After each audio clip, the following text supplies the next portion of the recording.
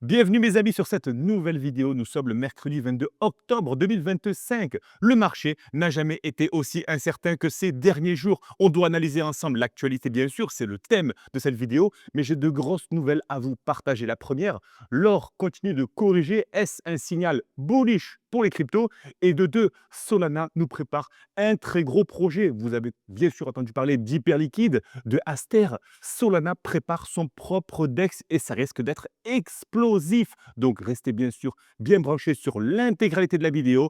Installez-vous bien sûr tranquillement. On se voit après le jingle. C'est parti.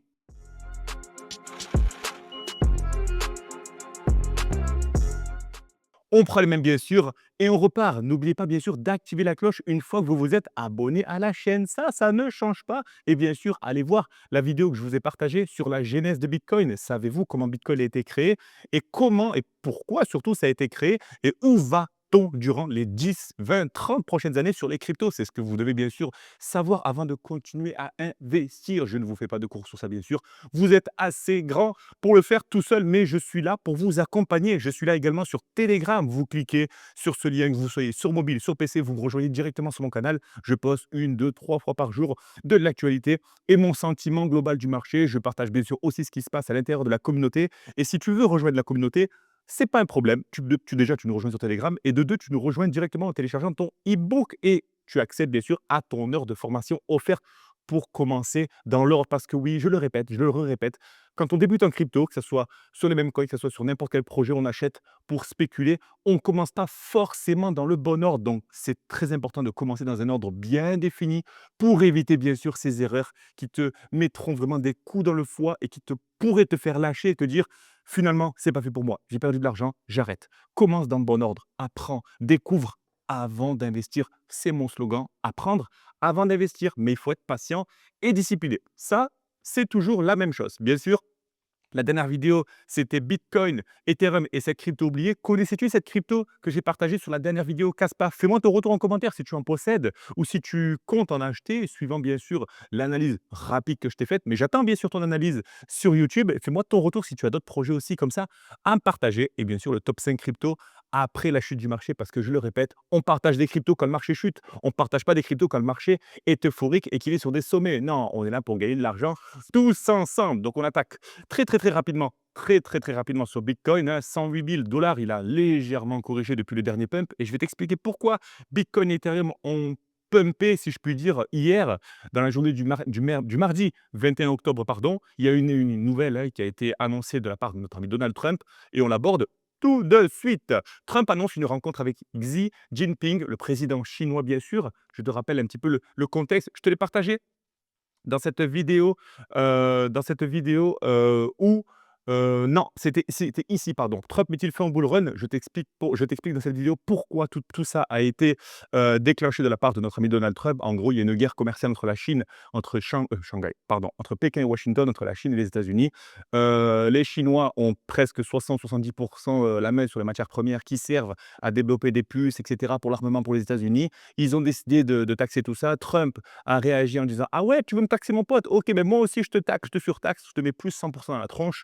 Pékin n'a pas encore réagi, mais Trump a apaisé les choses hier sur un communiqué en disant qu'il n'est pas là pour faire la guerre, il est là juste pour instaurer la paix et qu'il a encensé, ça se dit, il a encensé le président en disant que c'est quelqu'un d'exemplaire, que c'est vraiment quelqu'un qui a un très beau parcours et vraiment voilà, il va rencontrer, le président, en Corée, à Séoul, le 31 octobre, pardon. Donc la rencontre se fera le 31 octobre pour apaiser les tensions parce que je te le répète, oui, le marché crypto a souffert littéralement. Certains altcoins sont allés jusqu'à -50, -70 voire plus à cause de cet excès, j'aime pas dire ça, mais cet excès de vraiment de fierté de la part de Donald Trump. «Tu veux me taxer? Mais moi je te taxe mon pote» et ça a fait vraiment chuter le marché et le marché a l'air de s'apaiser depuis, cette nouvelle-là. Mais attention, attention, nous sommes dans une zone incertaine, que ce soit macroéconomiquement, fondamentalement aussi et techniquement parlant. Je te répète également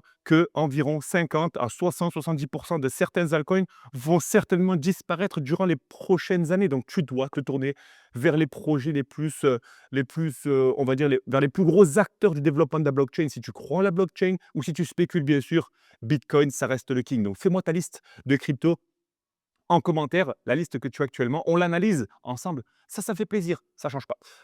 Deuxième grosse nouvelle, Ripple, juste après on aura la nouvelle sur Solana. Ripple rachète GT Treasury pour 1 milliard à la conquête des trésoreries corporate. Ripple continue de build, que Ripple XRP continue de s'implanter en tant que acteur du développement de la blockchain dans le secteur bancaire, industriel, institutionnel, etc. Donc c'est une très grosse nouvelle, très gros pas en avant de la part de Ripple. En gros, ils veulent, ben, c'est écrit, voilà, ils veulent intégrer la finance, la blockchain au cœur de la finance d'entreprise. Mais attention, seul couac, le seul petit couac, c'est qu'il faudrait bien sûr que nombreuses entreprises adoptent la blockchain pour tous leurs protocoles de paiement. Donc, c'est un temps à mettre en place, mais c'est un très gros pas en avant pour Ripple. Possède du Ripple, dis-moi-le en commentaire et ça me fait plaisir. Je sais que Ripple divise de par forcément ses principes fondamentaux, sa tokenomique. Mais dis-moi en commentaire comment tu te situes par rapport à Ripple, à XRP et si tu possèdes aussi certaines variantes de projets DeFi comme XRP. Personnellement, XRP, j'en possède un tout petit peu. Je suis uniquement spéculateur sur ça.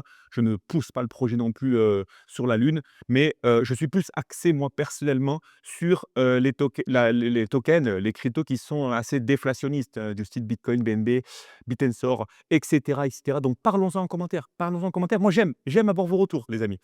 On continue parce que cette vidéo va être très condensée parce qu'on va aller ensuite sur l'analyse graphique pour te montrer ce qui se passe sur le gold, sur Bitcoin, etc. Je vais faire quelque chose d'hybride.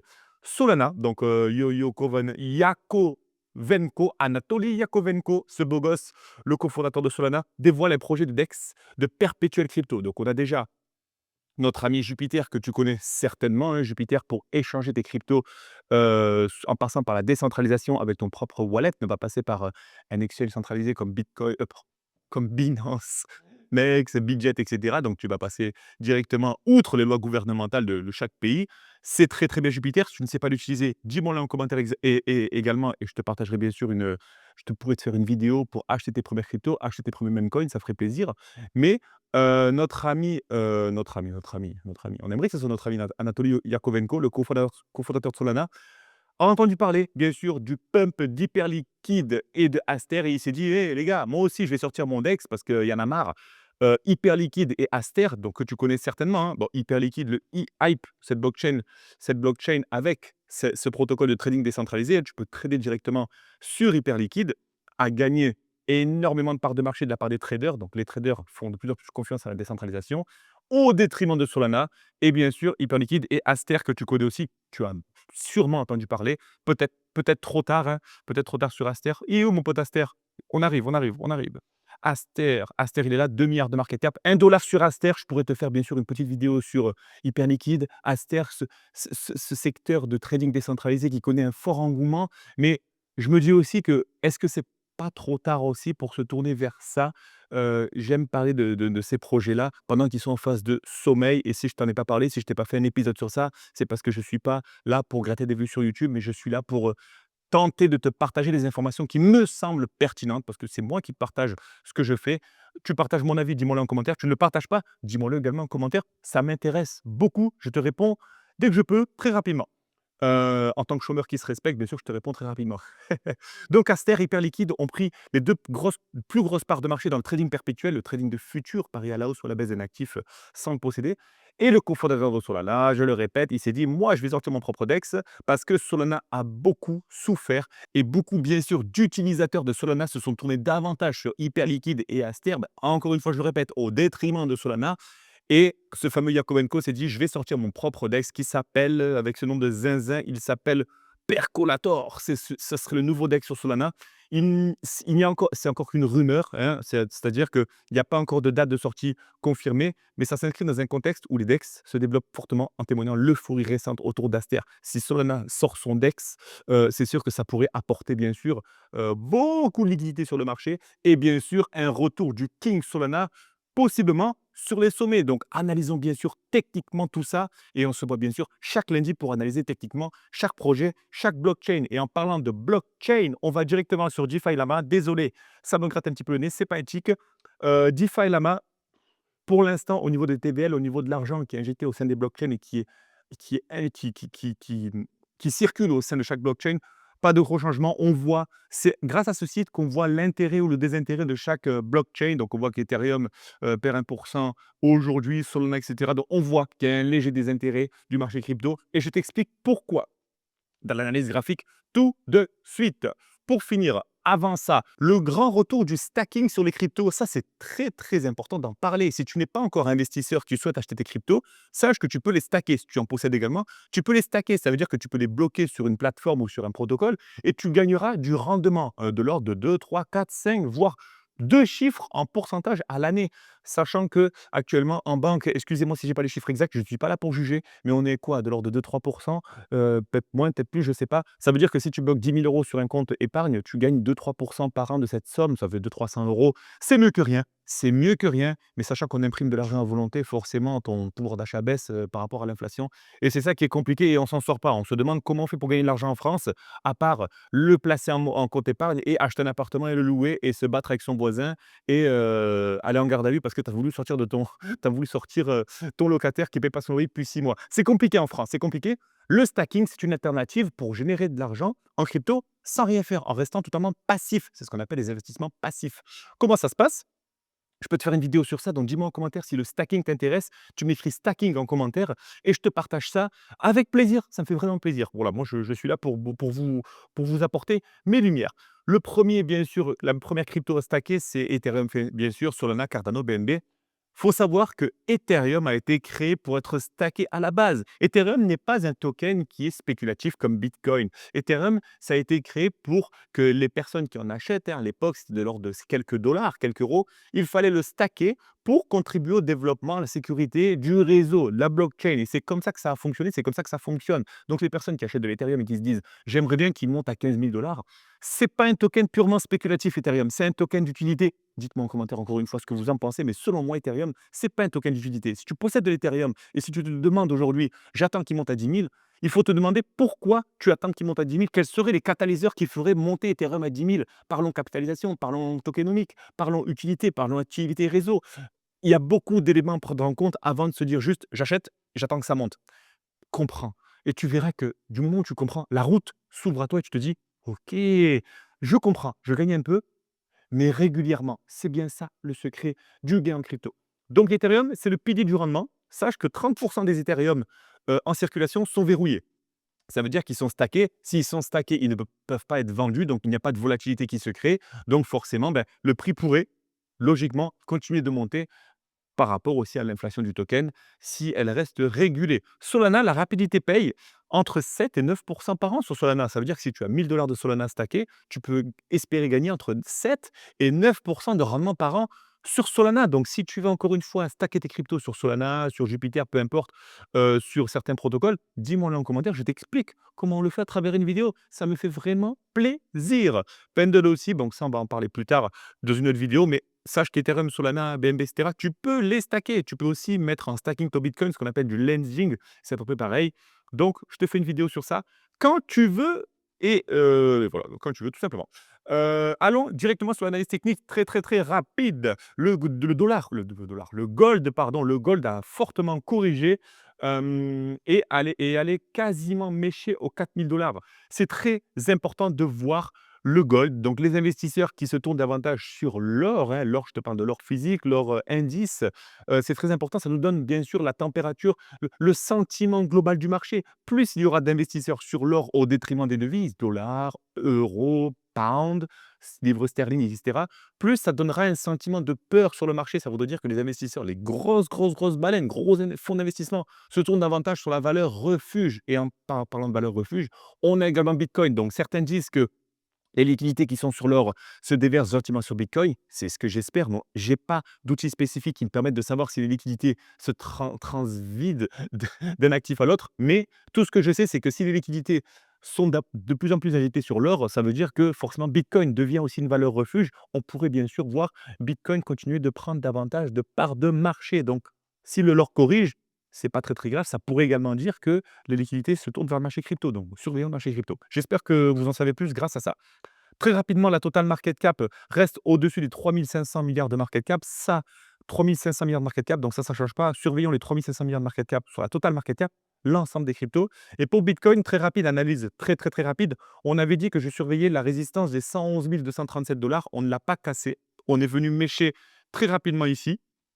Et on est venu réintégrer donc 111 200, 200 et quelques dollars comme zone de résistance et bien sûr zone de support 106 453. On se situe entre les 106 400 et les 112 000, 111, 112 000. C'est ça qu'il faut surveiller. Donc si on vient s'approcher des 111 000, il faut absolument la casser. Et attention, le support des 106 000 dollars sur Bitcoin. Voilà, je te fais un petit truc rapide parce que je sais que dans ce contexte un petit peu de marché incertain, c'est bien de faire un petit point d'analyse technique et encore une fois, je vais te partager aussi, je t'ai partagé aussi une vidéo qui est ici et cette fois-ci, je vais la trouver du premier coup. Deviens 100 autonome, elle est là. Deviens 100 autonome, 1 heure et demie de formation offerte. Ça fait plaisir pour que tu comprennes comment débuter tranquillement en analyse technique. Tu regardes cette vidéo en entier et tu me fais bien sûr ton retour en commentaire. J'ai de plus en plus de vie et j'en suis très, très fier de vue, pardon. Ethereum, on est également là, aux alentours des 3 942 $, zone de résistance ici, j'essaie de la faire droite, 3 942 $, zone de résistance ici et les anciens 3 592 $, zone de support ici, donc on est en mid-range. On surveille les 3 900 $, on est sous les 4 000 $ bien sûr, psychologique. On doit casser les 4 000 $ sur Ethereum pour redonner de la confiance au sein de cette blockchain mère. Mais pourquoi les cryptos ont du mal à pousser car la Bitcoin dominance continue de monter. On va passer possiblement les 60 de Bitcoin dominance. Ça veut dire que 60 du marché crypto est injecté au sein de Bitcoin. C'est pas grave, mais forcément vos altcoins continueront de souffrir parce que actuellement, vu le contexte du marché actuel, les altcoins ont beaucoup souffert. Je pense que beaucoup d'investisseurs ont vendu leurs altcoins au profit de Bitcoin parce qu'ils se sont dit, c'est un petit peu comme l'or et les devises. Si ça sent le rougit sur les altcoins, comme moi, je possède peut-être plus de Bitcoin que l'Ethereum, que d'autres altcoins, parce que j'ai plus confiance en Bitcoin, la valeur refuge numéro un. On va se tourner vers la confiance par rapport au risque, plutôt que le risque, c'est normal.